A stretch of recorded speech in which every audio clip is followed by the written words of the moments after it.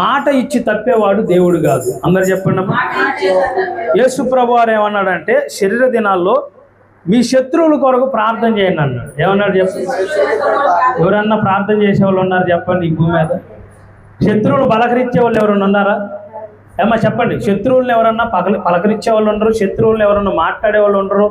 కానీ ఏమన్నాడు మళ్ళీ పైపెచ్చు? ప్రార్థన చేయాలా. ఏమంటాం సహజంగా? ఏది మా మా మా యొక్క నష్టాన్ని కోరుకునే వాళ్ళ కొరకు మేము పలకరియాలా, మమ్మల్ని కష్టపెట్టే వాళ్ళ గురించి మేము ప్రార్థన చేయాలా? ఇదెక్కడ న్యాయం? ఇదేం దేవుడు అని అనుకుంటారు. కానీ దేవుడు ప్రేమమయుడు ఉన్నాడు. హల్లెలూయా. దేవుడు ఏదైతే చెప్తాడో అది చేసేవాడుగా ఉన్నాడు. ఆయన చెప్పేందుకే నీతులు. చాలామంది చెప్పేందుకే ఉంటాయి నీతులు, చేసేందుకు ఉండవంట. అమ్మ చెప్పటం మాత్రం చాలా, కానీ చేసేటప్పటికి వచ్చేతలకి, ఆచరించేటప్పటికి వచ్చేతలకి ఏం చేయరు? అవి చెప్పేందుకే కానీ చేసేందుకు కాదయ్య అంటారు. కానీ దేవుడు ఏం చెప్పాడంటే నీ శత్రువులను ప్రేమించుము. అందరు చెప్పండి. ఇది సాధ్యమేనా అంటారా? ఏమ్మా ఎవరన్నా కొట్టేవారి దగ్గరికి వెళ్ళి నిన్ను క్షమిస్తున్నాను అనే వాళ్ళు ఉన్నారా? తిట్టేవారి దగ్గరికి వెళ్ళి నేను నిన్ను క్షమిస్తున్నాను అనే వాళ్ళు ఉన్నారా? బూతులు మాట్లాడే వాళ్ళ దగ్గరికి నేను నిన్ను క్షమిస్తున్నాలే అనేవాళ్ళు ఉన్నారా? చూడండి, ఇక్కడ రోమా సైనికులను కూడా ఏమన్నాడు? ఎవరు అంటే నలుగురు గురించి మీతో పంచుకుంటాను. నలుగురు ఐదుగురు గురించి. ఒకటి రోమా సైనికులు. అందరు చెప్పండి. ఎవరిని క్షమించమంటున్నాడు అంటే దేవుడు? ఒకటి రోమా సైనికులను దేవుడు ఏమంటున్నాడంటే క్షమించమంటున్నాడు. రోమా సైనికులు ఏం చేశారు? చిత్రవాద చేస్తున్నాడు అంటే యేసు ప్రభు వారు ఏం చేస్తున్నాడు? చిక్కేళ్ళు అని చెప్పి చిత్రవాద చేస్తున్నాడు. కొడుతున్నారు, తిడుతున్నారు. ఉన్నాళ్ళు అని చెప్పి పిడిగుద్దులు గుద్దుతున్నారు, గెడ్డం పెరుగుతున్నారు, ముఖం మీద ఉమ్మేస్తున్నారు, వస్త్రం లాగుతున్నారు, చించుతున్నారు, మళ్ళీ పై వస్త్రం చిరిగిపోయిన వస్త్రం వేస్తున్నారు. ఇలా రకరకాలుగా ఆయన హింసిస్తున్నారు. ఇదిగో మరి భయంకరమైనటువంటి చీరలు తీసుకొచ్చి మేకుల్లో గుచ్చుతున్నారు, కాళ్ళల్లో మరి చేతుల్లో. సహజంగా మరి ఇరుపక్కల దొంగలో కరుణామయుడు మూవీలో చూస్తే తాళ్ళు కట్టిన సందర్భాలు కనపడతాయి. కానీ యేసు ప్రభు వారికి సిలువ వేసినట్లుగా, అంటే మేకులతో గుచ్చినట్లుగా, మరి తల మీద ముండ్ల కిరీటం, ఈ విధంగా చిత్రవాద చేస్తున్న వారి గురించి తండ్రి వీరేమి చేయుచున్నారో వీరిని ఎరుగురు గనుక. ఏంది వీళ్ళకి తెలియదా? నిజంగా తెలిస్తే యేసు ప్రభు వారి దేవుడు అంటే వాళ్ళు నిజంగా వాళ్ళు శిక్షించే వాళ్ళంతగా. కాబట్టి రోమా సైనికుల గురించి దేవుడిని ప్రార్థన చేస్తున్నాడు. ఆత్మదేవుడు తండ్రి అయిన దేవుడి గురించి విజ్ఞాపన చేస్తున్నాడు. ఏమంటున్నాడు? తండ్రి రోమా సైనికులు ఏమి చేయుచున్నారో వారికి తెలియదు గనక వారిని క్షమించుము. రెండవది యోధా మత నాయకులు. అందరు చెప్పండి. నేను రాజునై ఉంటే, మేము అధికారం అయితే, మేము పెత్తనం చేయాలైతే ఈ భూమి మీద, యేసు ప్రభు అని ఆయన రావటం ఏంది? ఆయన మెస్సయ్య అని చెప్పుకోవటం ఏంది? నేనే రాజులకు రాజు అని చెప్పటం ఏంది? ఈయన్ని సిలువు కప్ప చెబితే మనం ఇంకా రాజరికం చేయొచ్చు. ఏం చేయొచ్చు అంట? మేము ఇంకా పెత్తనం చేయొచ్చు, మేము ఇంకా అధికారం చేయొచ్చు అని యోధా మత నాయకులు అనుకుంటున్నారు. కానీ వాస్తవానికి యోధా మత నాయకుల కోసము దేవుడు ఏం చేశాడు? వారిని కూడా దేవుడు ఏమంటున్నాడు? క్షమించమంటున్నాడు. తర్వాత జనసమూహములు మేలు చేసి అన్ని మేలు పొందారట. జనసమూహం ఆయన వెంబడించిన వాళ్ళు ఏం చేశారు? 5 రొట్టెలు 2 చిన్ని చేపలు 5,000 మంది పంచగా ఇంకా 12 గంపలు మిగిలినాయట. ఆయన ఎక్కడికి వెళ్తే అక్కడ ఆశీర్వాదం, ఎక్కడికి వెళ్తే అక్కడ స్వస్థత, ఎక్కడ వెళ్తే అక్కడ అద్భుతాలు జరిగినాయి. ఆయన కళ్ళారా చూశారు, చెవులారా విన్నారు ఆయన గురించి, ఆయన మహత్కార్యాలు ఎన్నో చూశారు. అయినా ఈ జనులు ఏమన్నారు? ఏ నోటి నుండి పొగిడారో అదే నోటి నుండి దూషించారట. అమ్మ చెప్పండి. ఎవరు పొగిడింది? ఎవరు? జనులు, లోకులు. రైట్. మనకు లోకులు ఎవరట? చెప్పండి గట్టిగా. లోకులు ఎవరు? లోకులు బాగానే ఫస్ట్ అబ్బా ఆయన అంత మంచోడే, ఆయన అంత గొప్పోడే, అసలు ఆయనకి తిరుగులేదు అంటారంట. ఇంకొంచెం దాటిపోయిన తర్వాత అసలు ఆయన అంత చెడ్డోడు ఈ ప్రపంచంలో లేడు అంటారంట. యేసు ప్రభు వారితో ఉన్నారు, యేసు ప్రభు వారితో తిన్నారు, యేసు ప్రభు వారితో ప్రయాణం చేశారు, ఎన్నో కల్లార అద్భుతాలు చూశారు, ఆశ్చర్యకార్యాలు చూశారు, మహత్కార్యాలు చూశారు, తిన్నారు, త్రాగారు, తలగబోసుకున్నారు. మళ్ళీ యేసు ప్రభు వారిని కేకలేస్తున్నారు. సిలువైన ఆయన అంటారట. ఏమన్నారు? ఏమేయాలంట ఆయన్ని? అసలు ఆయన సిలువైన ముందులు అర్జెంటుగా అంటున్నారంట. ఏ నోరు? అబ్బా యూదుల రాజా, మెస్సయ్య, దేవుడా, నీలాంటి దేవుడి ప్రపంచం లేదు, నీలాంటి మంచి దేవుడి ప్రపంచం లేదన్న వాళ్ళే ఏ నోరైతే మంచి కూసిందో అదే నోరు నుంచి అతను ఏంది ఆయన సిలువేయని అంటారట. సిలువేయండి సిలువేయండి అంటున్నారట. యేసు ప్రభువారు వాళ్ళ గురించి కూడా ఏమన్నాడు, జనసమూహం గురించి కూడా, తండ్రి వీరేం చేస్తున్నారో వీరు ఎరుగురు గనక వీరిని క్షమించండి. 4వది పిలాతు అధికారులు. అందరు చెప్పండి. గవర్నర్ ఆయన ఏం చేశాడు, సరేలే ఆయన్ని సిలువేయనని అధికారం ఆయన కనుక చెప్పకపోతే ఆయన సిలువేసేవాళ్ళు కాదు. వాస్తవానికి యూదా పెద్దలు ఉన్నారు, వాళ్ళు డైరెక్ట్గా యూదా మత నాయకులు యేసు ప్రభువారిని సిలువేయడానికి వీల్లేదు. అయితే ఒక గవర్నమెంట్ ప్రభుత్వం ఏంటంటే రోమా ప్రభుత్వం ఏం చేసిందంటే అధికారం ఉంది.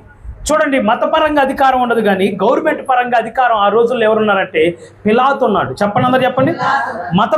మతపరమైనటువంటి అధికారి ఎవరంటే హేరోదు రాజు అయితే మరి గవర్నమెంట్ పరంగా ప్రభుత్వ పరంగా అధికారి ఎవరయ్యా అంటే పొంతు పిలాతు. చెప్పండి, అందరు చెప్పండమ్మా. ఈ మత నాయకులకు సిలువేసే అధికారం లేదు.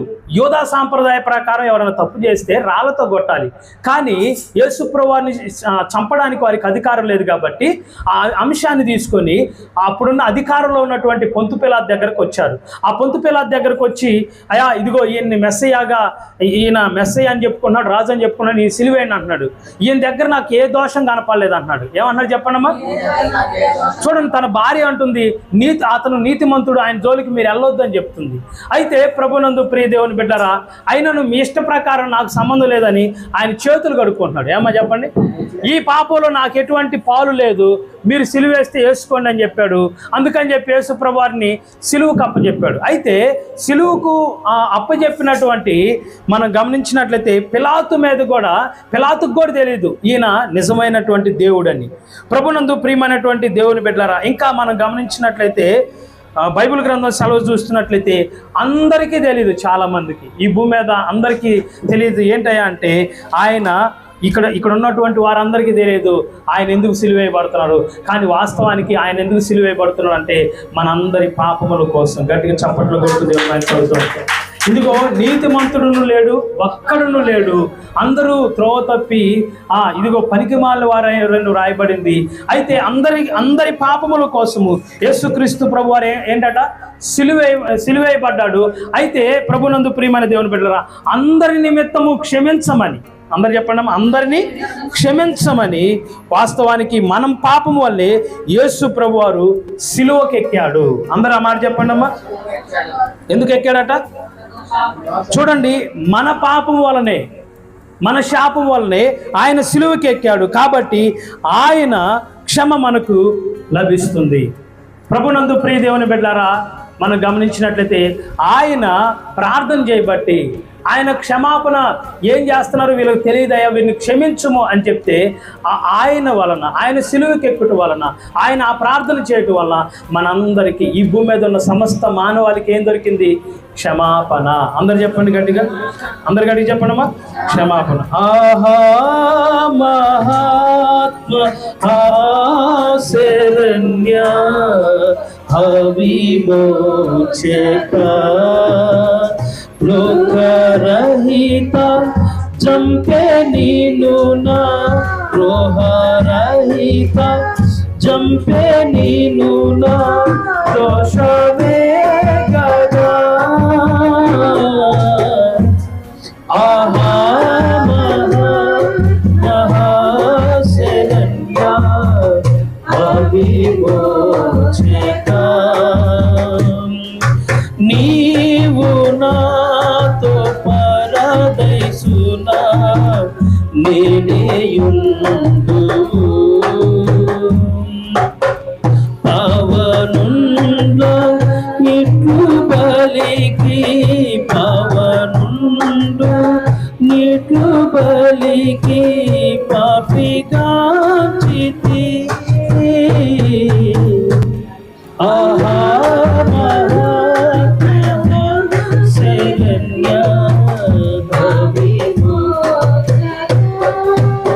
దేవుని మనకి స్తోత్రములు మహిమ కలుగును గాక.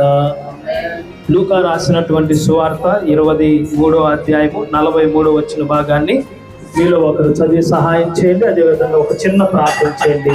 వచ్చిన చదివిన తర్వాత ఒకరు చిన్న ప్రార్థన చేయండి. లూకా సువార్త 23వ అధ్యాయం 43వ వచ్చిన చదువు. అందుకు ఆయన అందుకాయన వానితో, నేడు నీవు నాతో కూడా పరదైసులో ఉందువని నిశ్చయముగా నీతో చెప్పుచున్నానని. చిన్న ప్రార్థన చేయండి దాని నిమిత్తం. ఆ వచ్చిన చిన్న ప్రార్థన చేయండి అమ్మ, త్వరగా, టైం లేదు, మైక్ ఇన్ లేకపోతే. మహాపరిశుద్ధుడు అయిన ప్రేమ నమ్మకం కలిగిన యేసయ్య, నీకే వందనాలు, స్తోత్రాలు.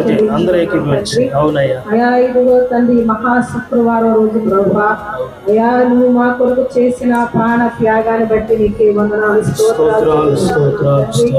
అయా ఇదిగో మా కోసం ప్రభువా, ఇదిగో తండ్రి పరలోకం నుండి భూమికి దిగి వచ్చిన యేసయ్య, నీకే వందనాలు, స్తోత్రాలు చెల్లించుకున్నాను తండ్రి. మా కోసం ప్రభును తగ్గించుకొని అయా మానవుని గాను రిక్తుని గాను మా కోసం ప్రభు ఇదిగో పశువుల పాకలో అయా ఇదిగో మేము మురికిగా ఉన్నామని, మా పాపాలు మురికిగా ఉన్నాయని అయా ఇదిగో తండ్రి పశువుల పాకలో ప్రభు ఇదిగో జన్మించావు. అయా ఇదిగో తండ్రి, అయా ఇదిగో ప్రభు నీకే వందనాలు, స్తోత్రాలు చెల్లించుకున్నాం ప్రభు. మా కోసం ఎంతో అయా ఇదిగో తండ్రి అన్యాయపు తీర్పు నొందేవు ప్రభు. ఒకరి దక్కు 40 కూడా దెబ్బలు కొట్టారు ప్రభు. అయా ఇరు ప్రభు ఇదిగో తండ్రి, అయా ఇదిగో అందరూ స్వస్థపరిచినా గాని ప్రభు ఇదిగో వాళ్ళే ప్రభు ఆ నోళ్ళతోనే ప్రభు అయా ఇదిగో తండ్రి చిలువని కేకలు పెట్టారు ప్రభు. అయా ఇదిగో తండ్రి నీకే వందనాలు, స్తోత్రాలు చెల్లించుకున్నాను తండ్రి. అయా ఇదిగో ప్రభు, అయా ఇదిగో ప్రభు ఆ యెరూషలేము పురవీధుల్లో ప్రభా ఆ ప్రచ్చిమాను నీ భుజం మీద వేసుకొని ప్రభా అయా ముళ్ళ తొప్పల్లో గచ్చ పొదల్లో ప్రభా నువ్వు నడుచుకుంటూ ప్రభా అయా ఒక గోధుమ గింజ ఎలాగ నలగొట్టబడి పిండి చేయబడి ముద్ద చేయబడి ఒక అప్పమలాగా చేసి పెనం మీద వేసినప్పుడు అయా 2 వైపులుగా ఎలా కాలిందో నువ్వు సొగసైనను సురూపమైన లేనివాడిగా నా కొరకు మా కొరకు మారిన యేసయ్యానికి వందనాలయ్యా. నేను చేసిన పాపాల నిమిత్తం అయా మా చూపులతో చేసిన పాపాల నిమిత్తం అయా ఇదిగో మా తలంపులతో చేసిన పాపాల నిమిత్తం అయా నీ తలకు ముళ్ళ కిరీటం పెట్టారయ్యా. అయా మా చేతులు కాళ్ళతో చేసిన పాపాల నిమిత్తం అయా నీ చేతిలో చీలలు నీ కాళ్ళకు బ్రేకులు పెట్టారు ప్రభా. మా హృదయ అయా ఇదిగో మా హృదయంలో చేసిన పాపాల నిమిత్తం అయ్యా నీ ప్రక్కలో పెద్ద బ్రాకు పొడిచారు ప్రభా. అయా నీకే వందనాలు స్తోత్రాలు చెల్లించుకున్నాను తండ్రి. అయా ఇదిగో తండ్రి అయా నేను ఆకాశానికి భూమికి మధ్యన వేలాడి తీశారు ప్రభా. అయా నీ అంగి చీట్లు వేసుకున్నారు ప్రభా.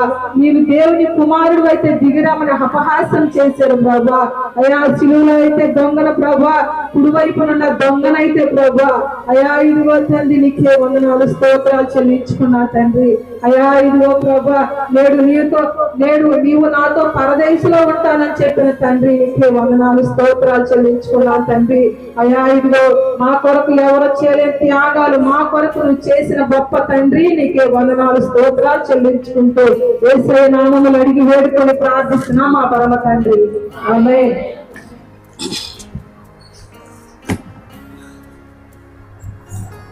మంచిది. ప్రభునందు ప్రియమైన దేవుని బిడ్డలారా, మరి యేసుక్రీస్తు ప్రభువారు ఎన్నో శ్రమలు పొంది దెబ్బలు తిని గాయాలు పొంది కూడా యేసు ప్రభువారు నోరు తెరిచి ఏమన్నాడు?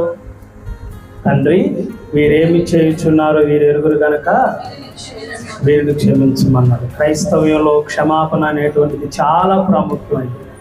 నేను ఎవరినైనా క్షమిస్తాను కానీ వాళ్ళని మాత్రం క్షమించను అంటారు చాలామంది. తప్పది.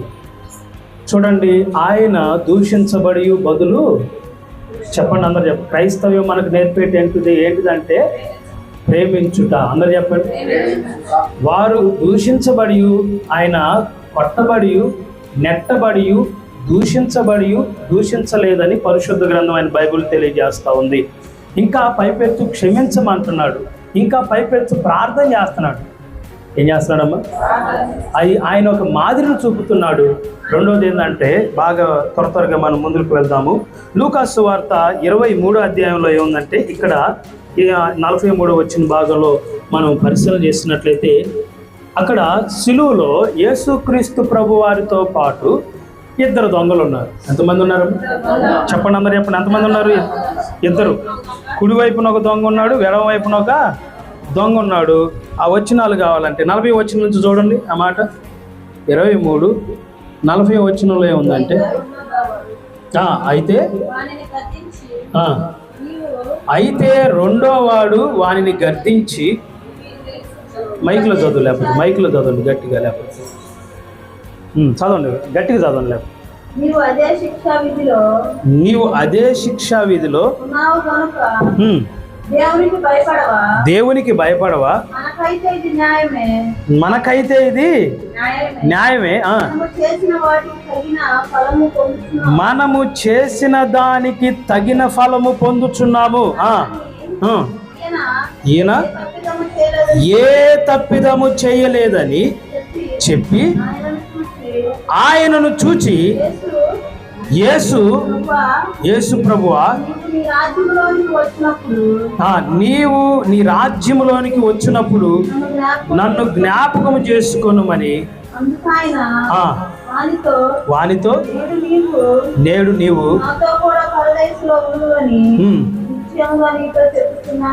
చాలు. చదువుకున్న లేఖన భాగాలను బట్టి దేవుని నామానికి మహిమ కలుగును గాక. చూడండి ప్రభునందు ప్రియమైనటువంటి దేవుని బిడ్డలారా, అయితే రెండో వాడేమంటున్నాడంటే, మొదటి వాడేమంటున్నాడు, ఆ ముందు వచ్చినాలు చూస్తే, వేలాడబడిన నేరస్తుల్లో ఒకడు అయినను ఆయనను దూషించుచు.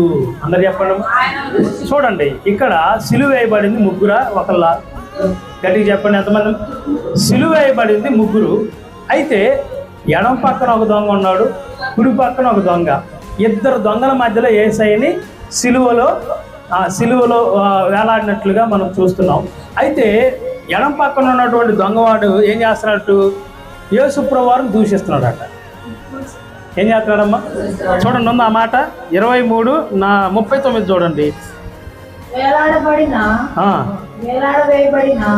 ఆ నేరస్తులలో ఒకడు ఆయనను దూషించుచు ఏంటంట? ఆ మాట చెప్పండి, అమ్మ చెప్పండి. ఏం చేస్తున్నాడట? దూషిస్తున్నాడట. అసలు ఆయన ఏం చేశాడు యేసు ప్రభు వారు దూషించడానికి? అమ్మా, యేసు ప్రభు వారు ఏం చేశాడు ఈ ఎడం పక్కన ఉన్న దొంగ దూషించడానికి? అర్థమవుతుంది నేను చెప్పే మాట? నువ్వు క్రీస్తువు కదా, నిన్ను నువ్వు రక్షించుకొని మమ్మల్ని కూడా రక్షించవచ్చుగా అని చెప్పాను. ఇంకా ఏమన్నా చూడండి. అయితే రెండోవాడు చూడండి ప్రభునందు ప్రియ దేవుని బిడ్డలారా, ఈ సిలువ వేయబడినటువంటి వారిలో ఇద్దరేమో దొంగలు వచ్చారట. యేసు ప్రభు వారితో పాటు ఇద్దరు దొంగలను కూడా తీసుకొచ్చారనమాట. ఆ దొంగలు కూడా యేసు ప్రభు వారితోటి సిలువ వేశారు. కానీ యేసు ప్రభు వారికి అంత క్రూర మరణం వీళ్ళిద్దరికి లేదు. అయినా ఇక్కడ ఎడం పక్కన ఉన్న దొంగ అంటాడు, ఏమయ్యా, ఏం మనిషి నువ్వు క్రీస్తువు కదా, నిన్ను నువ్వు రక్షించుకొని మమ్మల్ని కూడా రక్షించవచ్చుగా అని దూషిస్తున్నాడట. ఏం చేస్తున్నాడు ఆయన? ఏమన్నా యేసు ప్రభు వారు ఏమన్నా మాట్లాడా? మొట్టమొదటి మాట ఏమన్నాడు? వీరిని క్షమించండి అయ్యా అంటున్నాడు. చేసే తప్పులు చేసే వాళ్ళందరినీ క్షమించయ్యా, సమస్త మానవాళ్ళందరూ క్షమించమని ఈయన చెప్తుంటే ఈయనేమో లేచి దూషిస్తున్నాడట. అయితే రెండో వాడేమంటున్నాడంటే, అక్కడ రెండో వాడేమంటున్నాడు చూడండి ఆ మాట. మనకైతే చూడండి 40వ వచనంలో అన్నమాట. అయితే రెండో వాడు వాడిని గద్దించి, నీవు అదే శిక్షా విధిలో ఉన్నావు గనుక దేవునికి భయపడవా? మనకైతే ఇది న్యాయమే అనండి. అందరూ చెప్పండి, మనకైతే సిలువ ఎందుకంట? న్యాయాలు చేసిన వాళ్ళకి, ఘోరాలు చేసిన వాళ్ళకి, పాపాలు చేసిన వాళ్ళకి, అన్యాయాలు చేసిన వాళ్ళకి, అక్రమాలు చేసిన వాళ్ళకి, మోసాలు చేసిన వాళ్ళకి సిలువ. కానీ ఇది మనకైతే న్యాయమే. మరి యేసు ప్రభు వారికి న్యాయం కాదు ఇది. నువ్వు దొంగ, నేను దొంగ, ఇద్దరం దొంగ కాబట్టి ఇద్దరికి సిలువ కరెక్టే. ఆయన ఏం పాపం చేశాడని ఆయనకి సిలువ? అర్థమవుతుందమ్మా? మళ్ళీ ఆయన ఎందుకు నువ్వు దూషిస్తున్నావు? ఆయన ఎందుకు నువ్వు తిడుతున్నావు? అయితే ఇక్కడ మనం గమనించినట్లయితే ఇంకొక మాట, ఆయనను చూచి యేసు, మనకైతే ఇది న్యాయమే, మనము చేసిన వాటికి, అందరు చెప్పండి అమ్మా, గట్టిగా చెప్పండి, తగిన ఫలము పొందుచున్నాము. అందరు గట్టిగా చెప్పండి. మనము చేసిన దానికి, ఆ మాట చెప్పండి గట్టిగా, తగిన ఫలము పొందుచున్నాము. శిలువ శిక్ష దేనికయ్యా అంటే మనం చేసిన దానికే శిక్ష అనండి. ఎందుకో నంతగా నీవు ప్రేమించితివో దేవా, అందుకో నా దీన స్తుతి పాత్ర, హల్లెలూయా యేసయ్యా.